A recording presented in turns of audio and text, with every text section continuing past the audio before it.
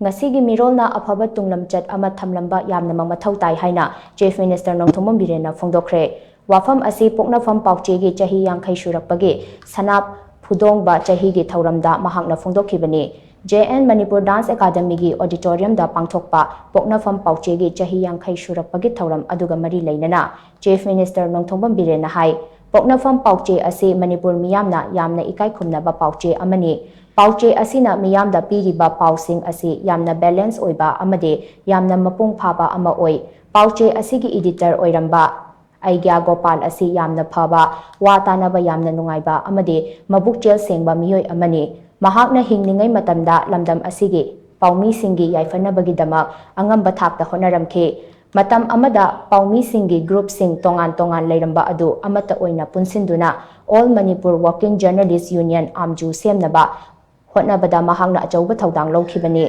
Aigyagi wakhalonda amata oiba pamba thong manabagi wakhalon chenba amade ing tappagi gun adu yamna tamjaningai ni masimakna poknafam pauchena chahi yangkhai maipakna miyamgi thaugal tauba ngambani mahak masamak paumi ama oina haurakhibani mahak bot leptuna politician oirakani haibagi wakhalon laikhide kumja lising ani amagi June 19 gi thaudok aduda thengnakiba thaudok sing aduna maram oiraga mahak politics ta khongdanaba firep lawkhibani mahakna pauche amagi editor oiringai matamda khunai asigi sothariba singi matangda editorial kaya ikhi mahakna ikhiba editorial aduda yumfam oiraga mahakna lengak pairakpa matamda khunai asigi sothariba adu menkhatnaba honarakpani mahakna editor oiringaida Imphal Jiribam lambi gi oiriba fibamgi matangda editorial ikhi matam aduda laikhiba wakhalon aduda yumfam oiraga mahakna Chief Minister oiraba matamda Imphal Jiribam lambi asi matik chana semnaba thaurang paikhatlakibani mamangda lambi asigi paringda matik chaba thong ama fawba leiramdaba adu ngasi di lambi paring asida thong ahum makru barak amadi irang matik chana saba loiduna thamba ngamle mahakna makhatana hai pandam amagi makhada lengak asina thabak paikhatpani pandam adu phangnaba tanbagi khongchatni haujik chatliba asi haujik struggle gi matamni pandam ama phangnaba changsinbada aikoina haujik struggle tawbani asigumba fibam asida aikoina thamliba pandam adu ubidana aikoida onsinduna maral siba hunbana chingba chathariba asi yamna laibak thibani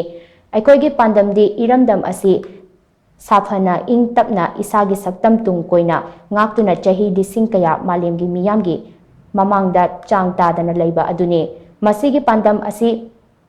lali hairabadi aikoina thangliba khongthang asi handokhibada karishu akaiba leite pandam asi chummi haina lobiragadi mating pangbiduna aikoibu lamjingbiyo aikoina thamliba pandam asi ngasigi Meerol na thabak oina pangthok lamdragadi aikoigi tungi laibak leite Haujiki struggle matam asida aikoi taha thabak paikhat kumsi struggle gi marak asida ashoiba amadi awat pakaya legani adubo maduna aikoibo ngamduna puhalloisi Aphaba Tunglamchat amagi damak aikoi amana amagi mating pangnaduna punna hotnaminasi haina Chief Minister na makhatakhi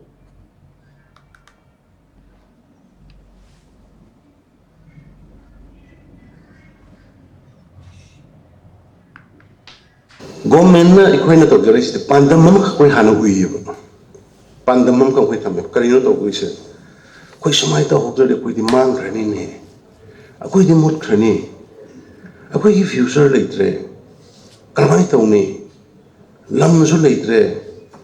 power su leire roi bureaucracy su leitre financial economy su samai pa to de koi lo si ke na koi pandam mam ko thamjai yo adugi pandam du tanabagi satpa struggle ne bositi ado ikhoibu struggle maraksida pandam du ubidana criticize from the awre akoina taliba pandam du sumbra lanbra ina hana naina biraba pandam du lalagan hantu o habiyo akoina pal taliba pandam se manipur bu safe and sound secure oina ngasi gi Meerol amri tungi Meerol si lakada 100 years thousands years protected with identity, with dignity. Government pandam si pandam do hantu pandam do summi khangagadi yes adudi support to you huje the struggle gi matam ne changba ya ba matam lai ni changba ya da ba matam lai ni thak pai ru ba ya ba matam lai ni pai da ba ya ba madam struggle pang na ba gi hona ba matam ne hajali yauna ba gi hona ba matam ne hariba huje ge khoi da to wi si de struggle to ri ngai marik stai da decision noina pandam du oina khoi da criticize to bi de